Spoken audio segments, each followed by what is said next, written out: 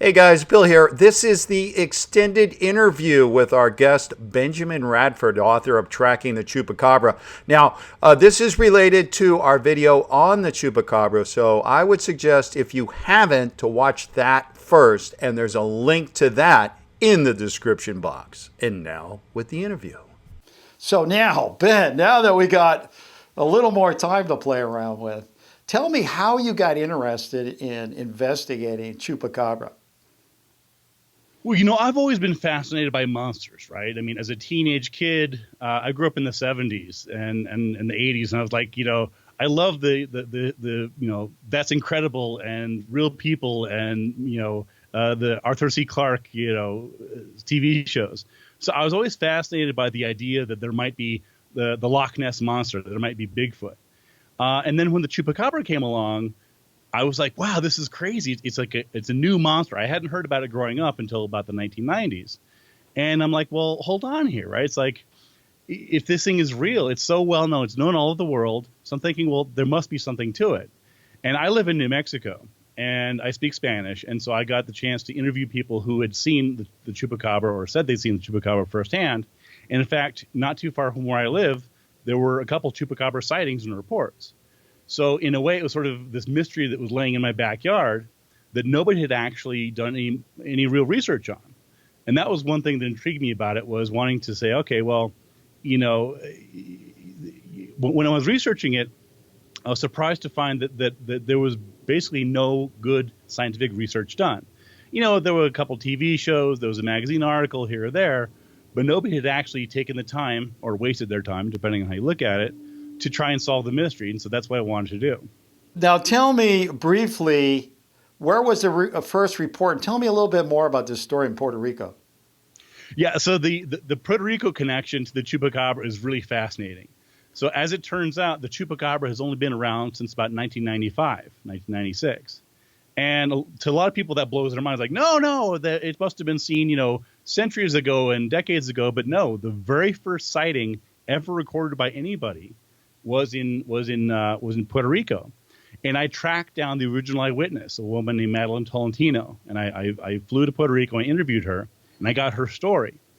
And it's a long story. We don't have time to go into the whole thing now. But basically, I discovered that she had gotten confused in her sighting. So she had actually seen a recent movie called Species, which came out at the same time, just shortly before her sighting. And I compared the monster in the movie Species with her description of what she saw. And it's nearly identical. In fact, I have a model right here. And this is approximately what she said that she saw. And again, if you look at the movie monster, it's virtually identical. And I'm pretty sure that was the very first case zero of the Chupacabra. So somehow this event happened on her property or near her, and somehow in her mind, it brought back this creature she saw in a movie? Exactly. And so it was just, and the thing about her sighting is, and again, I interviewed her, and she was there, and she was there with her mother at the time. Again, this was in the mid 1990s, and her sighting is really interesting because no one else saw it. She was literally the only person besides her mother, who was elderly, who saw it. And it was just the weird case where there were no other eyewitnesses. There was no evidence, no photographs, no footprints. It was all just her story. And when I started talking to her, I don't think she's crazy. I don't think she's a liar. I think that she just got confused, as we all do sometimes, between something that she saw in a movie and something she might have dreamed about or seen in real life. I don't know, but it's pretty clear that's where the first Chupacabra came from. So, Ben, what is the most exciting and the most intriguing case you came across related to the Chupacabra? Well, probably one of the most interesting and in-depth and best-known cases was a woman in Cuero, Texas, called Phyllis Canyon. And she's a rancher, little 4.5 foot tall spark plug of a woman, got bright blonde hair and a red visor. And she found what she believed was a Chupacabra near her property. And she became known as the Chupacabra Lady. So she sells hats and T-shirts and beer koozies, and I have an autographed one from her. It's awesome. And anyway, so she found this weird hairless creature that was dead, and she showed it to me and a camera crew for the television show, and she basically promoted herself as having found the first Chupacabra body. It later turned out, after DNA analysis, that it was a coyote, and she was not happy with this result, as you can imagine, and she asked for a second set of DNA tests, and that also came back coyote. So it's almost certainly a coyote, because that's what the DNA says, but she still believes she has a Chupacabra. Now, what confuses people? Is it because the coyote or the dog has mange, and so it's kind of hairless? And Exactly. Yeah, exactly. What confuses people is that these animals, they're typically canids, right? We're talking the family of dogs, coyotes, foxes, things like that. What happens is they get sarcoptic mange, and that's a skin disease caused by mites. And it causes the hair to fall out, and has a couple other things, including it can make the mouth seem bigger and more drawn out. But keep in mind that, in our everyday lives, the animals that we see and we're familiar with, dogs, cats, whatever, badgers, opossums, they have their fur. And so when we see an animal that has lost its fur because of a skin disease like mange, it can look really weird because we're not used to seeing it that way.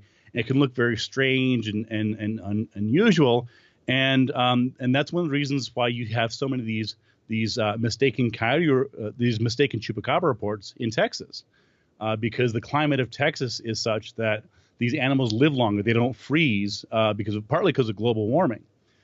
So these animals that have advanced stages of mange live longer with less and less hair. So they're seen much more frequently than they would have been, say, 10 years ago, when they would have died off because of the cold. now, what about the blue eyes? A lot of people say these things have blue eyes. Yeah, that's the story about the blue eyes is interesting. A lot of these animals, they don't really have bluish eyes. Some animals, people have blue eyes. Usually what they're talking about is basically the reflection of eyes, for example, with light.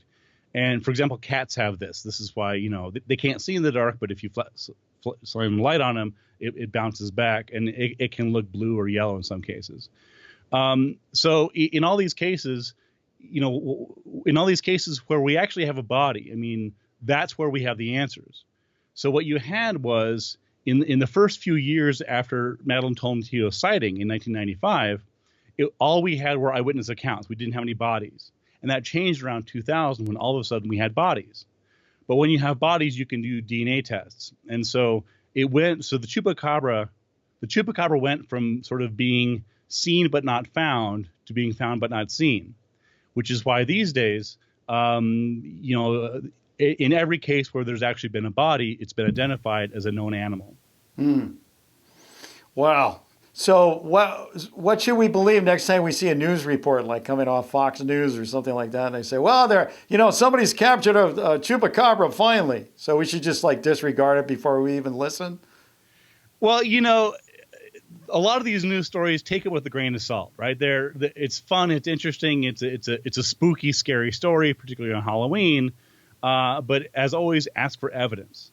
And when you look at the evidence and you look at the forensics and the science behind it, there's no evidence that the Chupacabra is real. It's a fun story, though.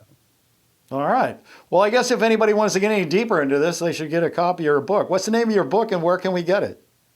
My book is titled Tracking the Chupacabra, the Vampire Beast in Fact, Fiction, and Folklore. And it's available at Amazon, bookstores everywhere. I always encourage people, if they can, to go to a local independent bookstore, but that's not always possible. But yeah, check it out. It's a fun book. It's got adventures and vampires and weirdness galore. Sounds great. I know definitely I'm going to get a copy. And guys, I want you to get a copy too. You got to support Ben on his efforts, because there's very few people out there doing this kind of research. Ben, gotta go, ran out of time. I'm sure we'll be talking again soon, since now I know you also cover killer clowns. I'm the Chupacabra killer clown guy. What can I say? All right, well, you take care.